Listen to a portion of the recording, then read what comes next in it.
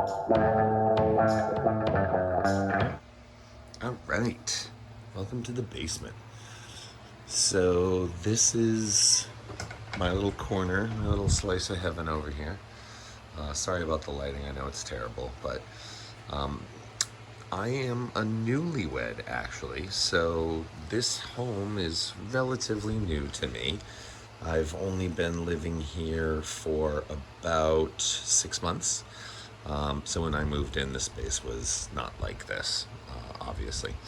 But I have it started off being the origins of a little mini wood shop, but since then I've devoted most of my time down here to leatherworking. So still some of the woodworking components. I still have a saw and well, that's really just about it. That and the workbench. A few remnants of woodworking tools up there, but yeah, this is lots of leftover cabinetry, and it is fieldstone foundation, so it's hard to hang anything on the walls, but it's a pretty good sized space for what I'm planning on using it for, which is mostly leather. The occasional home repair.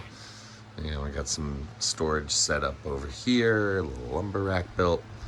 My little slice of heaven here, so getting set up to record a couple of videos in here, so stay tuned. You'll probably see more of the space. Thanks for joining me.